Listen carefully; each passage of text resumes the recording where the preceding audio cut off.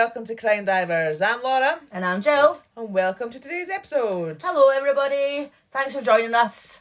So Jill, where in the world are we today? We are in the UK. Okie dokie. And the title? Family of Evil. Ooh. So, just before we start, if you follow us on social media, you'll see that Jill has got a new fur baby. Yes. So she's in the room with us today because we didn't really know what to do with her. No, she's joining the gang. Yeah, she doesn't like to live by herself yet, which is understandable. We've only had her like a week. Yeah.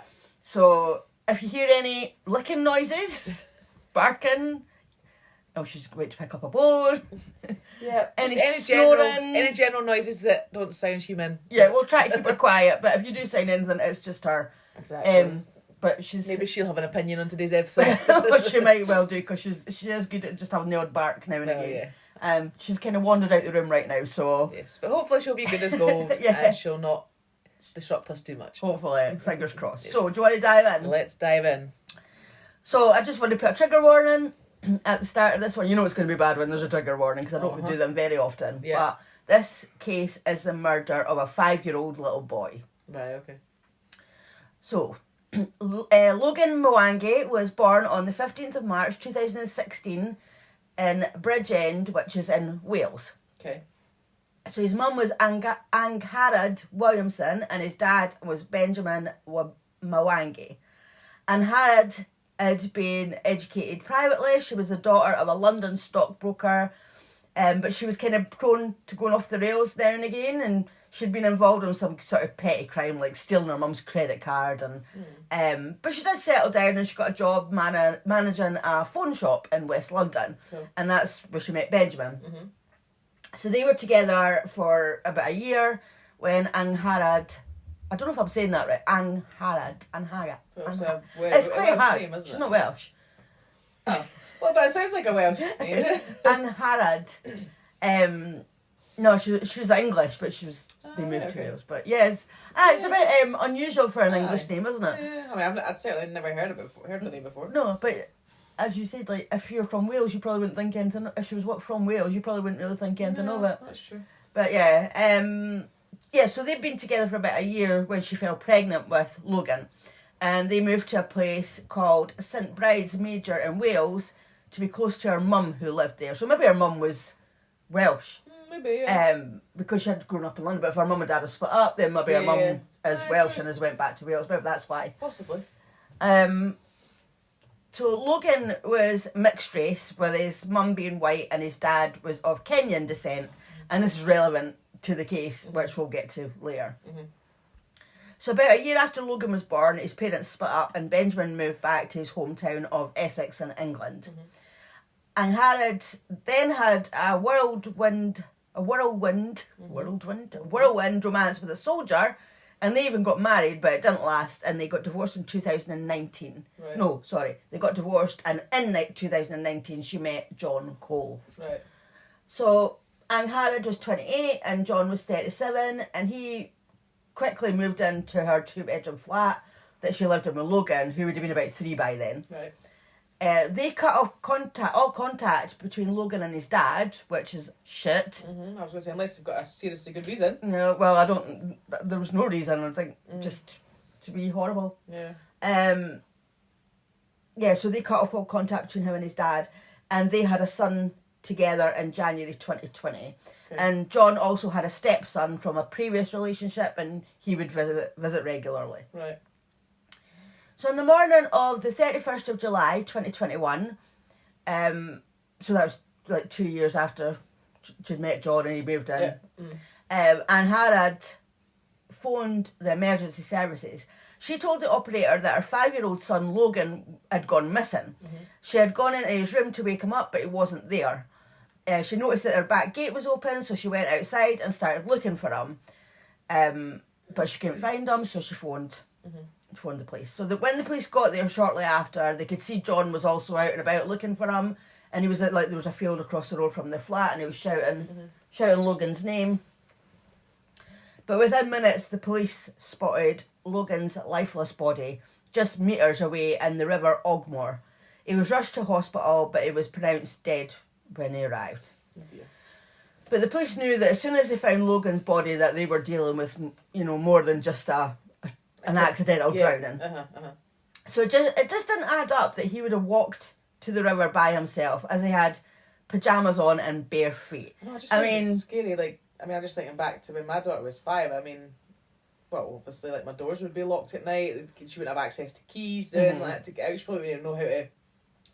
That's actually wrong. She might have known how to unlock a door, but I wouldn't have them anywhere that she would think to go and get them. And then obviously she would have no reason to leave the house in the middle of the night or whatever. Exactly. So, but it was just like, he was 5 years old, so maybe if he was going to go out wandering, he wouldn't have got himself dressed. He maybe would go out in his pyjamas. But surely he would put shoes on to go outside.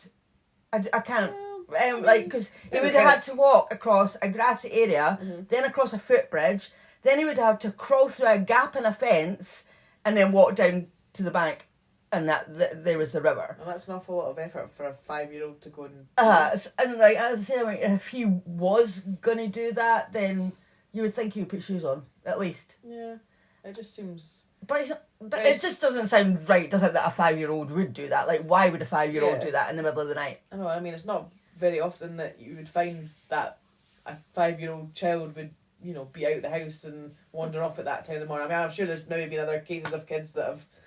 depending on the situation, circumstances, but it's not something that's, I would say, is normal, like an everyday thing that you would expect to find. I wouldn't have thought so, but he should be tucked up in his bed sleep. Yeah, and if a 5-year-old wakes up during the night, then it's probably more than likely that they would go into their parents' room. Oh yeah, again, and jump in the bed beside them. That's exactly what my daughter, if she wakes up in the middle of the night, her first thought is to come straight through to my room. Exactly, not to go outside and go for a wander in their bare feet. Yeah, exactly. It wouldn't even enter her head. But I don't know. Obviously, kids are different, but I still don't think that that's something that would normally. It's not very convincing, is it? No. And of course, as I say, it's totally possible that it could happen. He could have done. Well, yeah. It's not an impossible situation. Yeah. Yes, it could have happened, but how likely it was, to me, is not likely. Yeah, and the fact that he had quite a big bruise over his eye, that kind of raised suspicions. Yeah. So Logan and his mum, they were quite well known locally, so the police, they were quite, they knew other, they had friends, they knew other neighbours, blah, blah, blah. So the police started questioning neighbours, and unfortunately, it came to light that John didn't treat Logan very well. Right. People reported that they had seen John treating him abusively. Things like making him do press-ups until his arms shook. Yeah, we're talking 5 years old. And younger, it's not just now, it's 5 years and younger. Or making him stand outside facing the wall in his pyjamas as punishment for stuff. You gonna cough? Yeah, sorry. Laura has a sore throat. Yes, I'm sorry. So trying my hardest not to. We might have a dog in the background, we might have Laura coughing, could be all sorts on this podcast. I know, well, it's us. We keep it as natural as possible. Yeah. So, other reports said that John would make Logan stand in the corner of a room for more than half an hour, and if Logan asked to go to the toilet, or if he sort of moved away a bit, the clock would be reset. So he would have to start again, the half hour. That's awful. Other punishments included not being allowed to eat when the family were having a takeaway. So they would get a takeaway and eat it in front of him. That's awful. And being burnt. I don't know quite how, that's all I read was just being burnt. So I'm not sure with cigarettes or with a light or I don't know what with. But anything, doesn't matter, does it? Whatever, that's absolutely horrendous. A neighbour said that Logan's bedroom window was constantly covered in a sheet. So it was never got any daylight in his room, and they would hear him being shouted at by John all the time. Awful. Yeah. Logan, he had a stutter. I think I'm not sure if he developed the stutter because of John or if he'd already had one, but it got worse. Right. When he was being treated so badly, and sometimes he would wet himself. He also started lying down and banging his head against the floor in a sort of form of self-harm. I don't know. Yeah. I'm not sure about the psychological sort of, but yeah, he would do that. One expert said that Logan was the victim of what psychologists call Cinderella syndrome, and that's when just one child in the family is singled out for abuse. And as I'll be telling you later, Logan wasn't just abused by John; he was also abused by his mum and John's stepson Craig, who was only 13 himself. Right. So although the abuse didn't just come from John, it stemmed from him. Yeah. And after Logan's death, it was discovered that he used to be a very active racist. Oh, right. He was involved in National Front groups, and he's a known racist with a string of previous convictions, including violence. So as Logan was mixed race, it's pretty clear why he was singled out by John and abused. Absolutely disgusting. I mean, it's horrendous, you know, like to be racist in the first place. But if you are a racist and you start seeing somebody and realise they have a child who's mixed race, then I'm sorry, Step away. Yeah, exactly. I mean, you know, I don't agree with your views, but at least, you know, don't. Why are you involving yourself in that then? Exactly. That's it. Like, why would you get together with somebody that has a child, obviously of mixed race? In this case, like, you should just go, no, if you can't handle that, then you should be as far away as possible, if you ask me. Well, exactly, because he has a stepson who is white, and his own son with Anne Harrod, he would have been white as well, because they're both white. And he's not abusing them, so he is capable of not abusing a child. Yeah, it's a racial thing. So, as I say, we'll step away from that relationship then. If you can't like control yourself, which is terrible that you can't. Yeah, exactly. Yeah. But if you really can, and you really have this clear racial issue, then leave the bloody child alone. Yeah, like exactly. Like why would you get in a relationship then if you can't actually handle that? Yeah, that's what I thought straight away. Your views are absolutely disgusting, but at least do the right thing and go, I can't deal with that. So yeah, if you're going to be racist, then keep away from somebody who's mixed race or defenseless child who didn't ask. No. You know, and there's absolutely nothing wrong with being mixed race. You know, absolutely not. Exactly. You don't choose it. You know, obviously his mum and his dad, you know, obviously had a relationship and had him, and you know, and there's nothing wrong with it. Exactly. So I just don't understand why he would have got into that relationship, knowing. And even if he didn't realise to start off with, because you know, obviously when you first meet somebody, maybe you don't realise they have a child, they don't tell you later, or she's maybe not thought to tell him about the fact that he's mixed race, because it probably doesn't matter to her. If she's, if she has a mixed race child, why should it matter what? Well, exactly. It's just her child at the end of the day. Exactly. So she's maybe not mentioned it, and then but even then, if because he's maybe fell in love with her, it's possible to have a relationship without being near the child. Yeah, exactly. You don't have to be involved with the child. Exactly, but I think, if you're going to get in a relationship with somebody, you do have to, if they're coming with kids, you have to accept them no matter what. Accept them no matter what. Yeah. And like I say, if you really, really can't do that, which is terrible that his views are that strong that you obviously couldn't, then you shouldn't have a relationship. No. You shouldn't be in the relationship at the end of the day, because that, that child is, it's not that, that child can't control who his mother obviously wants to get involved with. And if she's bringing somebody into her kid's life, then they've got to be decent people. Mm-hmm. Exactly. I mean, well, I'm assuming she wouldn't have known that he was a racist when they got together. I'd hope not. But then if she...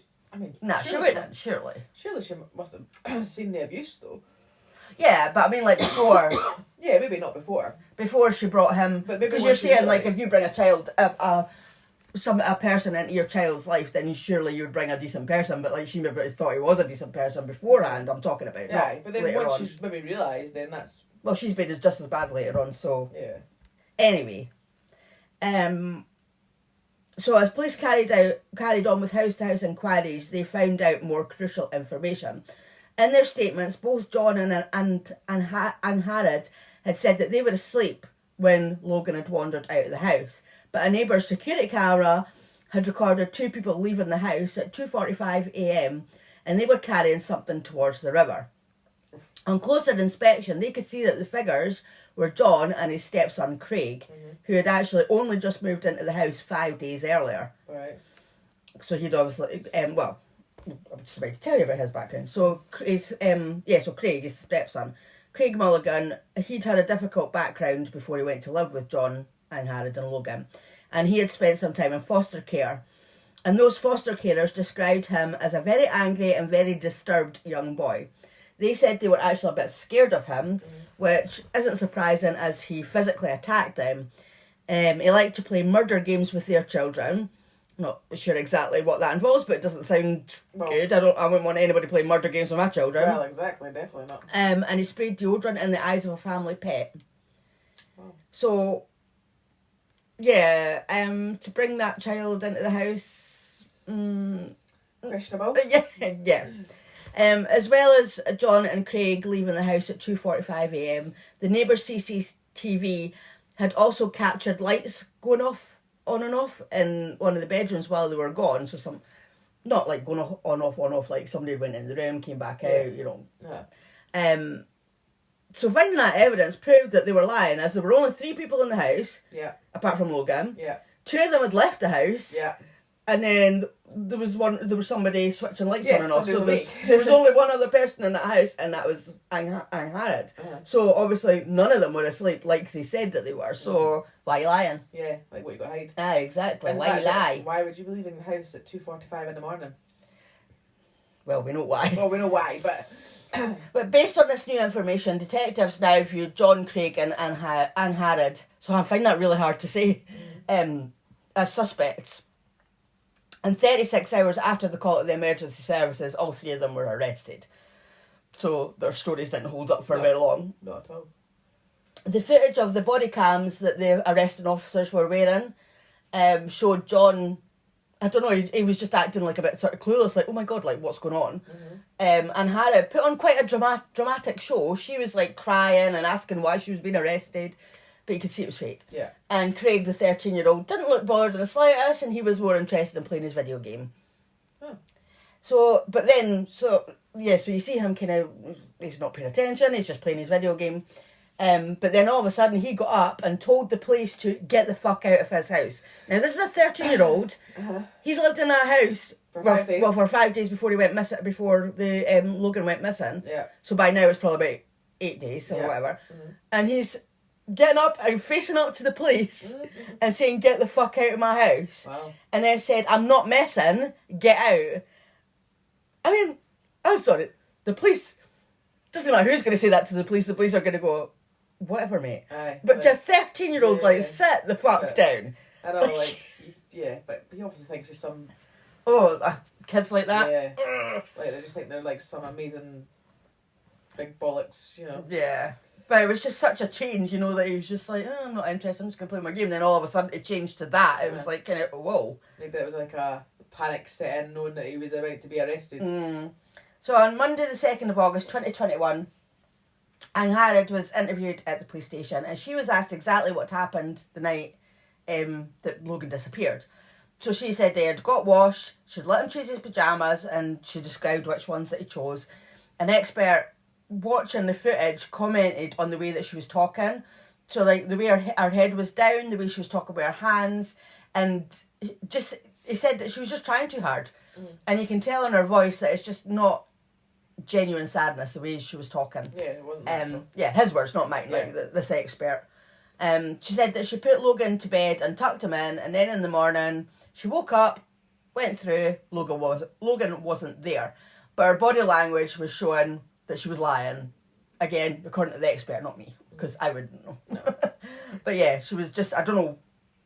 I think it's something to do with when you're talking about something and you're like, maybe you're saying that something didn't happen, but you sort of nod your head or something, like you give away that it happened.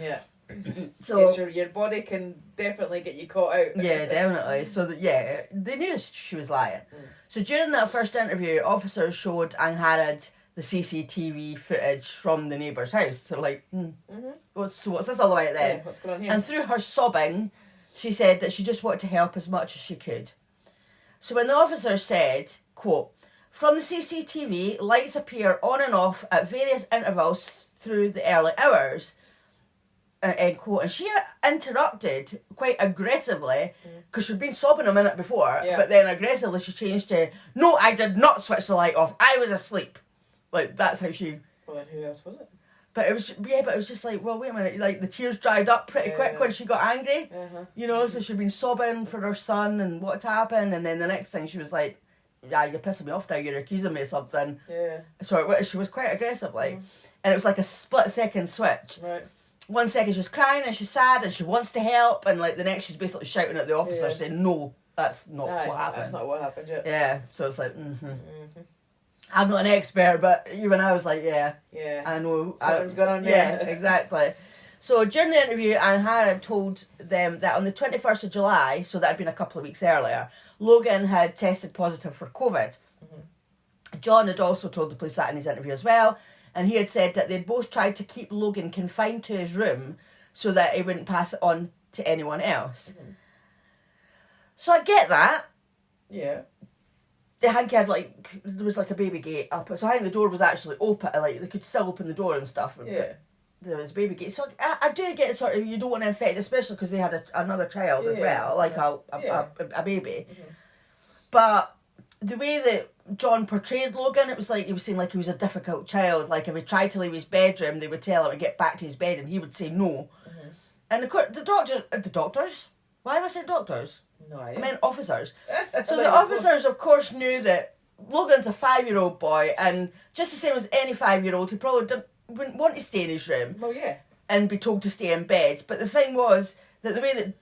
So that, they were like, oh, right, okay. But John was making it out that Logan was, like, regularly defiant, like, with the words that he was using. It was... he was making it to be this defiant child. Like, I don't know what else, what word to use. Doesn't want to do as he's told and just wants to... So, yeah, he probably was kind of being a bit kind of like, oh, I don't want to be in my bed, you know... I want to go and do something, or I want out of my room, or why can't I come downstairs? Cause... But the way that he was making it out was what it was just being a little shit and just being really misbehaved and all the rest of it. And John went on to say, I shout, I'm quite loud. So the fact that he used the present tense looks like he shouts at Logan regularly, because if it was just on that one occasion when Logan had COVID and he was shouting at him to get back to his bed or whatever, surely he would have said that he shouted. He would have used the past tense, but he didn't. He says, I shout, not I shouted. Yeah.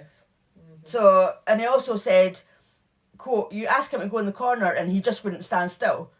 Why should he be going in the corner? Well, exactly. So he was admitting to what police already knew anyway, but what people would already had already told him. So he was admitting this, but it's like, but why should it? Yeah, exactly. Why should he be standing in the corner? Obviously need some sort of, the boundaries and the discipline and all the rest of it. But I think that's, to make a kid go and stand in the corner.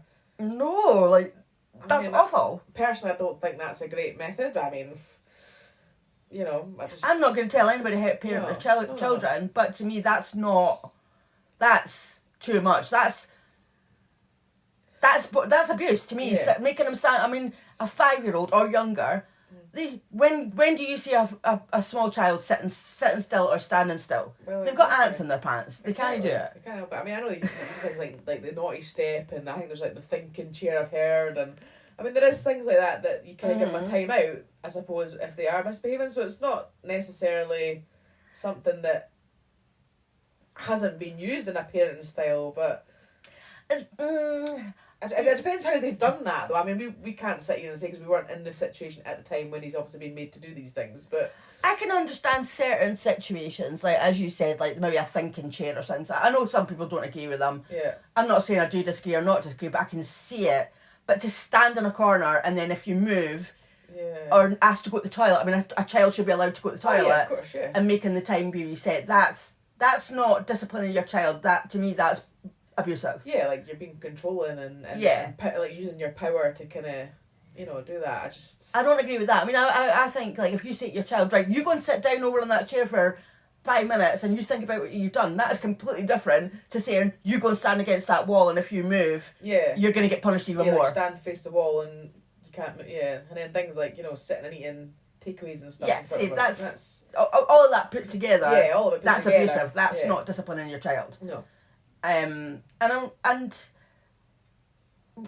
the way that I look at it is why you're not, well, I know parents come in all different forms and things like that, and step parents and whatnot. He's not technically a step parent. They're not married, which that shouldn't matter. I mean, if you can be a parent figure without being married, but why is he the one who's doing all the punishing? Where's the child's mother? Why is the child's mother not disciplining the child or maybe taking the lead on it and stuff? She's letting him do that. Yeah, but which makes her just as bad. And she wasn't in an abusive relationship with him. No. So, as well, I know everybody's got all different opinions, and there is occasions where a woman is in an abusive situation and maybe she can't. Yeah. She can't control that situation. Yeah, she can't. Yeah. But that's not the case in this situation. Right. She was part of it. Yeah. So I just want to make that clear that... Yeah, she wasn't in an abusive relationship. She was. I totally understand when people are in abusive relationships and maybe they can't stand up to the abuser and whatnot. But in this case, she was just as bad. So right, yeah. So that's why we're saying that she should have been doing something. Yeah, definitely. So he also mentioned that Logan would bite himself and throw himself on the ground and hit his head off the floor, like I mentioned earlier. So he was trying to make out that Logan was a bad child, but all Logan was doing, that's him showing that he was a distressed child, not that he was a bad child. Absolutely, he's in distress because he's been abused. Yeah, that's probably why he's biting himself and throwing him about the place. 100%. He's distressed. Exactly. He's only being like that because of the abuse, clearly. So John admitted to picking Logan up and throwing him in his bed, but his actions were actually worse than his words. Like, because he was sort of doing the actions at the same time, and the way that he's like sort of showing that he's pushing the child, it was like really hard rather than... I mean, some people might say, yeah, threw him in his bed, but they didn't actually throw him in his bed, you know what I mean? It's like a bit of a saying, isn't it? I mean, I say to somebody, like, if they deliver something, I'm like, oh, just chuck it down there. When I don't mean, I'm like, place it. Yeah, don't just don't actually throw it, but yeah. But the way that he was sort of, the actions that he was using with his hands. As if he actually did do that. Yeah, the gesture showed the officers, and he was actually throwing Logan into the bed, and he said he did hit him, but he tried to minimise it by saying, oh, I just clipped him, rather than that he swung for him. Right. But minimise or not, he shouldn't have been doing any of that. He shouldn't have been clipping him or hitting him or he shouldn't have been throwing him into bed. No. He's just showing that he is abusive. Yeah. But he's trying to minimise it and make it sound like he's not... He's trying to make it sound that Logan is a bad child, so he's just disciplining him. And that's not how it's coming across at all. No. So when police showed John the CCTV, he changed his story from him being... Because obviously he was still saying that he'd been asleep. Yeah. So he got shown the CCTV, and then he admitted that he did take Logan to the river, and that he said that himself and Angharad had treated Logan roughly just hours before his death. I said death there. Death. But they've never... I'll just make it clear now that they've never said what they actually did to him. I will tell you what his injuries are later, but we don't know exactly what happened. He said that Angharad had discovered Logan dead during the night, and so basically he was saying he'd been asleep. Angharad must have went in to check on Logan. Logan was dead in his bed and like started screaming, and it had woken John up, and then he dumped Logan's body in the river in a state of panic. Nah. Not buying that. No. Because I know it's funny, if you woke up and your child was dead, the first thing you would do, obviously, yes, you'd panic, but you would want to phone an ambulance. Well, not necessarily in this case, because he's already admitted that they treated Logan roughly. So I think he's panicking because they're like, oh shit, we have killed him. So I don't think it was, how what you're saying, some people do say, oh, I panicked and but they were innocent. No, I think he was panicking because he was guilty, that he knew that he had done something. I suppose so. So officers told Angharad that John had thrown her under the bus. They're like, right, he's thrown you under the bus. He's told us that you weren't sleeping, that you'd woke up, like that you'd been up during the night, you'd seen that he was dead, and that you told John that you had heard Logan take his last breath. But she was like, no, that wasn't true. So they're turning on each other. And she was asked, well, why would John lie? And she said, because John's a liar. And then shouted quite aggressively again, because he doesn't want to get done for murder. So, they're turning on each other. Yeah, and the fact that she's just used those words, done for murder, that tells me, well, now you know that your son's been murdered, whether it be by you, John, both of you, the stepson, whoever. Yep. You've just used that word, murdered, so... Yeah, nobody else had used that word. You've used that word. Yeah. So she told the officers that John was a good man, a good father, but he had violent outbursts.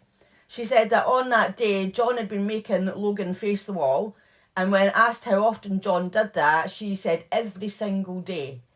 And when asked her how long each day, she said all day. All day? Well, I'm sure it wasn't because he went to school and stuff, but, she... She's probably exaggerating a bit. I can't imagine it'd be all day. Again, but that's when it's not totally not discipline. I mean, I said, these things that 5 minutes, you have a time out for 5 minutes or whatever. But all day. Yeah. I'm sure she's exaggerating when she's saying all day, but it must have been a long period of time. Long periods of time that he was doing it for, not just 5 minutes. Yeah. So John had told officers that both him and Angharad had hit Logan, and that Angharad on that night, and that Angharad had ripped Logan's dinosaur pajamas. He accused her of throwing him on the bed, and she denied it. He also said that she hit Logan over the head. She said that in the past she had grabbed Logan by the arms and she had shaken him when telling him off for telling lies, but she hadn't hit him over the head. But body language said she was lying. She was lying. Mm-hmm. Who knows who's telling the truth? I think they've both been abusive to him. Yeah. Exactly. And they're both trying to get out of it by blaming each other. So obviously the police also interviewed John's stepson, Craig Mulligan, and as I told you earlier, he'd been in foster care. And in addition to what I told you earlier, they told the foster parents, told the police that he was a monster and that he had an appetite for violence. Mm-hmm.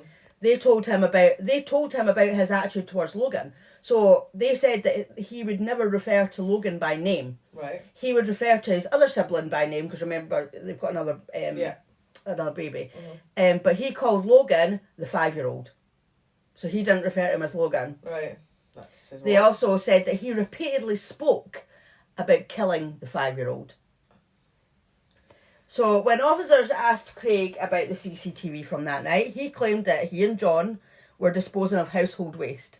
So this 13-year-old is saying, we were up during the night, but we were disposing of household waste. Right, that takes you all the way down to the river. Like, household waste would go surely in your bucket. Well, no, not if you're tipping. Some people do that. Oh, yeah, true, if you're fly tipping, I suppose. Yeah. And that's when you do it in the night. Yeah, true, I guess so. But he said, quote, "I woke up in the middle of the night, then Dad came into the living room with me. I know we weren't meant to do it, but we grabbed some of the rubbish in the back garden and we chucked it in the river," end quote. Right. So, and he said that the rubbish was in black bags and he didn't know what was in the bags because he couldn't remember. He said that they didn't speak to each other as they were trying to be as quiet as they could because they didn't want to wake Logan or Angharad. Mm-hmm. He said he didn't know if Logan was still there at that point because he didn't look. So I'm assuming he must have been sleeping in the living room, because he said that John had came into the living room. Aye. And they lived in a 2-bedroom flat, so yes. I'm assuming that Logan has his bedroom. Yeah, so they maybe just slept on the sofa, couch, whatever. I mean, because remember, he's only been there for 5 days, so... Yeah. Mm-hmm. So he didn't know if Logan was there because he wouldn't have been in Logan's room. Which actually would have been true, like, you wouldn't have known, would you, if that had been the truth. Yeah. But again, body language experts said he was lying. Interestingly, though, he did refer to Logan by his name in the interview. Oh. So these foster parents have said it was just a 5-year-old, but he did say Logan. I watched it and it said Logan. Right. And he was really calm and he didn't look nervous or anxious at all, which you'd think he would be. He actually, he was quite childlike, because he was 13. Well, so at this point, he was actually acting quite childlike. Like a 13-year-old, right, this dog is annoying me, she wants to come up, right, come on in. She wanted to come, I'm sitting on the bed and she wanted to come up. Because she's only little, aren't you? So as soon as the 3 of them had been arrested, police had obviously began searching the flat for any clues. And one thing that really struck out to them was that when they went into Logan's bedroom, there was no bedsheet on the bed. And the bedsheet was found in the washing machine, which... Why would and actually on the police body cams, the washing machine was on. Oh. So they were actually being washed that morning when they first phoned the police. Police came at the house and you could see in the body cam that the washing machine was washing the sheets. So like, what parent would wake up to find their 5-year-old child missing at 5 o'clock in the morning and then strip their bed to wash their bed sheets? Yeah, why would you do and put the washing machine on.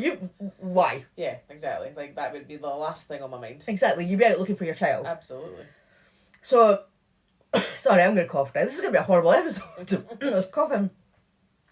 And Harriet was trying to portray a terrified mother panicking about where her child was, but yet she managed to wash his sheets rather than you about looking for him or whatever. So, not very convincing. Not at all. So, tests were done on Logan's mattress and pillowcase, and I thought, well, why did she not wash his pillowcase?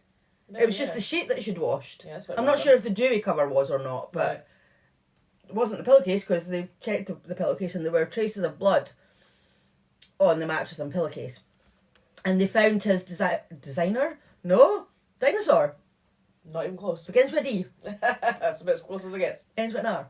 Designer. Right, okay. Yeah. Okay. So they found his... You were going to say designer again, weren't you? Yeah, I was. Dinosaur. They found his dinosaur pyjama top, which John had accused Angharad of ripping, and it did show that signs of a violent attack. They found it and it had been ripped. Right. And then they received the full results of the post-mortem. So Logan had 56 external injuries, and he had died of internal bleeding, and he had blunt trauma injuries to his head, and he had tears in his liver and bowel.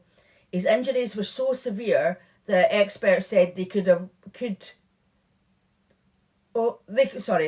only have been caused by a brutal and sustained assault.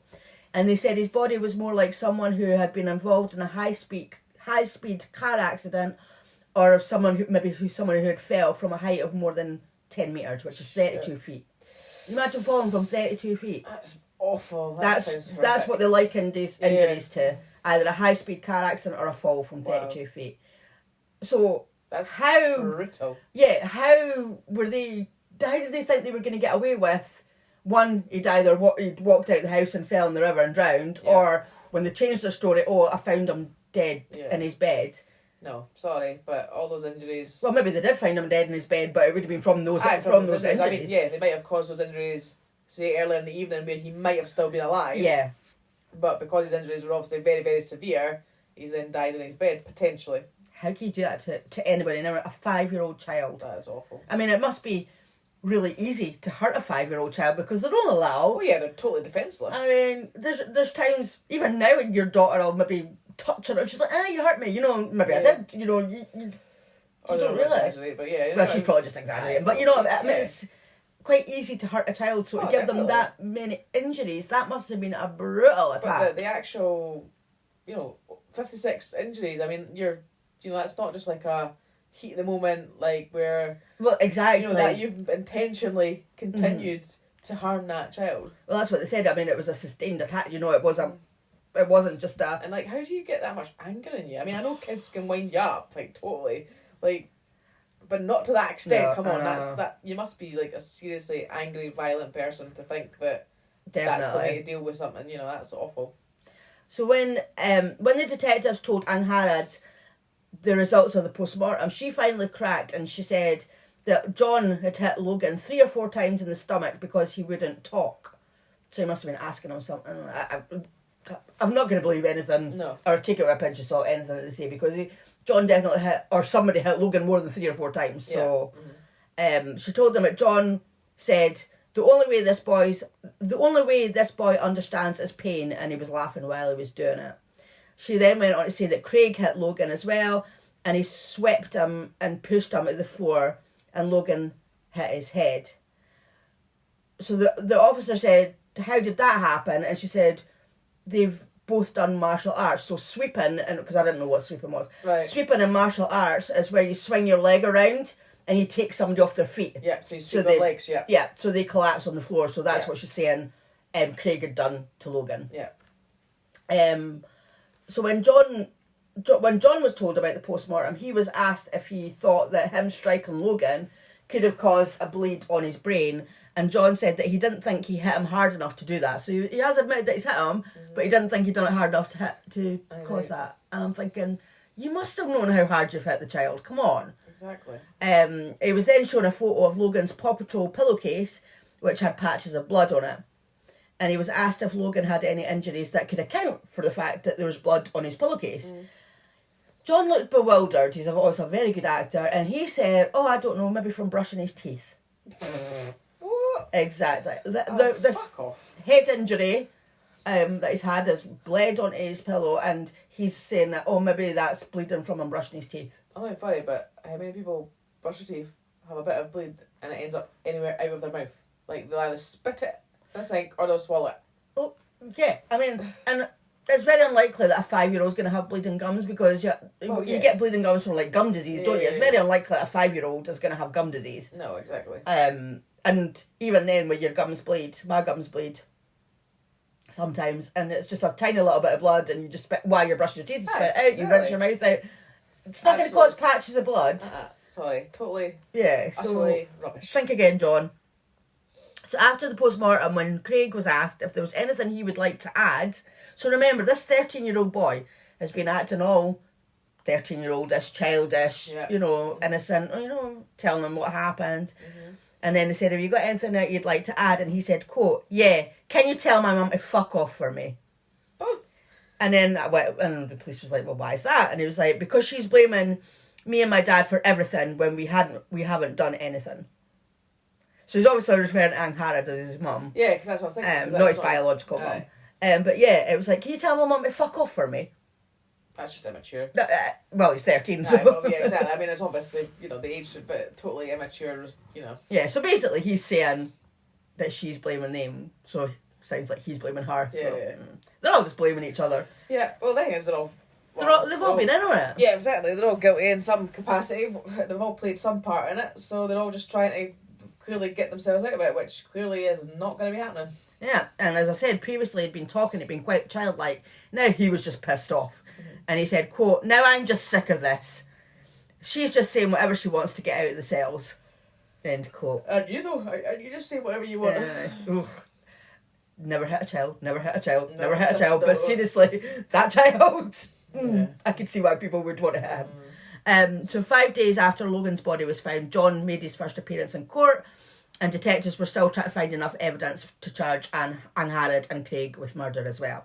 For 3 months, they all remained in custody while the case against them continued to mount. Among the most damning was a medical report. Further information came from the pathologist to say that Logan didn't die instantly of his injuries, and he would have been in extreme pain for a long period of time. So it's probably pretty likely that he did go to bed alive. Yeah. And she's found him during the night, and he's died. A guilty moment where she's thought, "Oh, I better go and check on him." Yeah, I think that's exactly what's happened. Like they've obviously abused him in the evening time. They've sent him to his bed. She's went and checked on him. Back at 2 a.m. She's went and checked him and realised that he's not breathing, or she has heard him take his last breath. Yeah. So he would have been in extreme pain for a long period of time. Horrendous. That's awful. So there had been a window of time where they could have gotten help for Logan. After they've done this, they could. So if he's had time to be in pain and die, they've had time to go, do you know what? I think this is pretty serious. We should phone an ambulance. But they've never done it. No, because they obviously knew that they'd done terribly, terribly wrong. And I know, but abusing a child is a lot. Murdering a child is a lot worse than what they would have got for abusing the child. Obviously, they would have been punished and put away for, beating the child up. But murder's a lot worse than... He didn't have to lose his life. Yeah. For them as well, as I said, like, for their punishment. Mm-hmm. But yeah, I mean, like... Yeah, I can't even imagine. No. I mean, that's so that poor child died in the most horrendous way, and probably alone in his bed. Yeah, probably not able to ask for help. I don't know what you would think about it. I just want to cry thinking about it. When Angharad was asked if Logan was in pain on the day or the days leading up to his death, she said, no comment. She's totally changed now. She stopped crying. She doesn't want it, saying that she wants to help, blah, blah, blah. She was asked if he had been sick or had a headache or lost consciousness, and again, no comment. Mm-hmm. Was the blood on Logan's bed because you assaulted him and ultimately killed him? No comment. See, I always find the no comment answers as a sign of guilt in my eyes. Yeah. Like, if you're really innocent, you would want to You'd be protesting that. Mm-hmm. So by now the police had enhanced the CCTV from that night, and it confirmed that Craig was directly behind John as they carried Logan to the river. So he must have been aware of what he was carrying and that Logan was dead. Uh-huh. It also showed clearer evidence that Angharad was awake at the time. It showed that the light going on and off was in Logan's room, and the curtain or sheet or whatever it was that was at his window was being open and closed. So she was obviously going and looking out the windows. See them coming back. Yeah. And as she had admitted that there was no one else in the house that night, it had to be her who was doing that. It was her. Yeah. even with the CCTV and both John and Craig saying she was awake, Angharad was still saying no comment. And she genuinely, for the first time in all her interviews, looked a bit upset. But the body language expert said that wasn't her being upset about Logan. It was being upset because she knew that she was about to spend a lot of time in prison. Yeah. So the officer said to her, quote, "This is your opportunity to set the record straight, for you to tell us anything you feel may help us get justice for Logan and to find out what happened, to find out the truth." Her reply? No comment. No comment. In February 2022, Angharad, John and Craig all went on trial for murder. During 10 weeks of evidence at Cardiff Crown Court, the full extent of Logan's torment and the failure of the authorities to protect him was laid bare. There was a catalogue of warning signs, one of which was in August 2020 when Logan had apparently fallen down the stairs. Angharad said that he had dislocated his arm but decided not to seek medical treatment straight away but tried to pop it back in. When she did get him, because obviously it didn't work, she eventually got him checked out and he had actually broken his arm. So I can't imagine the pain that she must have caused him by trying to pop it back in. He had broken it, not dislocated it. She later said that it was John. She said it was John who had tried to pop it back in and that Craig had pushed Logan down the stairs and it hadn't been an accident. So that incident had been reported to the police.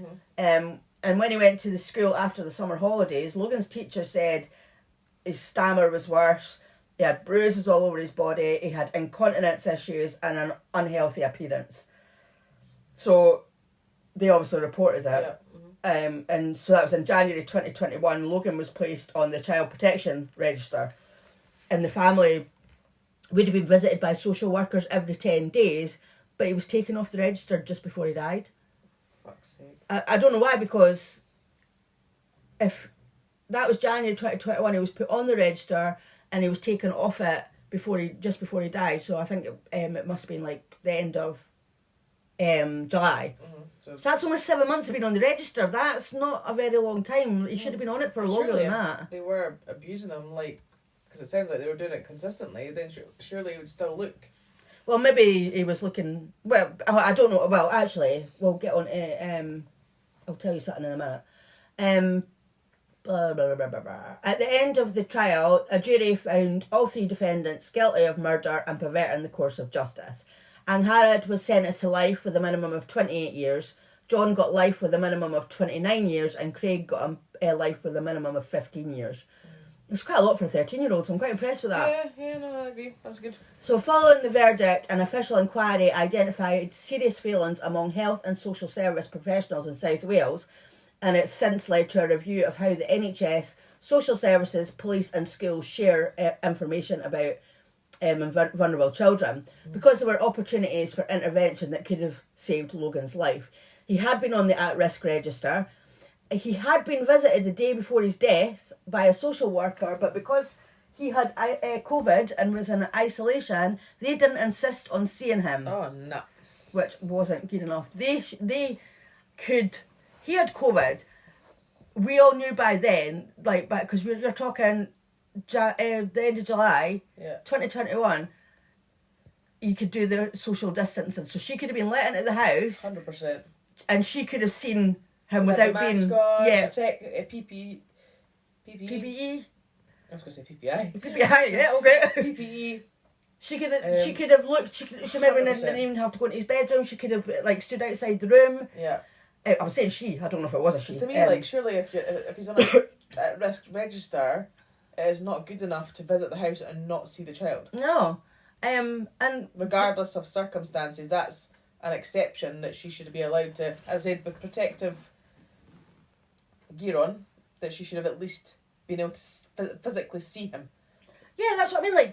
I'm confused as to why he was taken off the register after that visit. Because I don't know why I keep saying she. That social worker hasn't seen the child, so how do they know that child is okay and okay to take off the register? Yeah. I mean, because before that, in the months leading up to that, or weeks leading up to that, maybe he did seem okay. Mm-hmm. Maybe he wasn't. Maybe they were not abusing him so much or whatever. Mm-hmm. But he should have been seen one last time before 100%. Taking him off the register. And if they'd seen him, that was the day before, he must have had injuries and stuff. So, and he looked unhealthy, and they would have known not to take him off. So obviously that was a big failing. Oh yeah, definitely. And of course there were so many questions about why Craig was allowed to go and live there.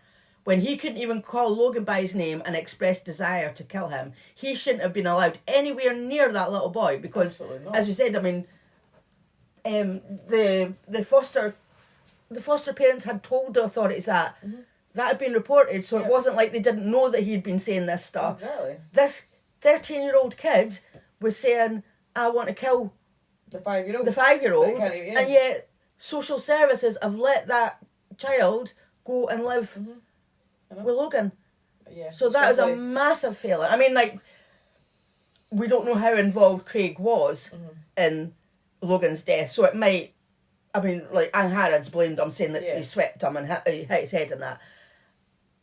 So we don't know how much of an involvement that he's had. For all we know, they could be covering up for him and he could have done the whole thing. Well, exactly. But then again, he might not have really done anything and it might have happened anyway without him living there. But he shouldn't have been there. No, he shouldn't have been there. He shouldn't have been there. 100% he shouldn't have been there. So there was massive failings in the social services and whatnot. 100%. So that poor child. I know, I can't even begin to. You don't even want to think about it. You just can't. Absolutely awful. That poor child did not deserve that at all. Absolutely not. Absolutely not. So thank you to everybody for listening, and we'll see you next time. See ya, bye. If you would like to follow us on Instagram, Twitter or Threads, we are crime_divers_pod. We are on Facebook, TikTok and YouTube, and it's Crime Divers Podcast. Our email is crime_divers_pod@outlook.com. Our website is crimedivers.co.uk. If you would like to join our Patreon, it's patreon.com/crimedivers. And if you would like to buy us a coffee, it's buymeacoffee.com/crimedivers. And if you haven't already, please don't forget to subscribe, rate, review.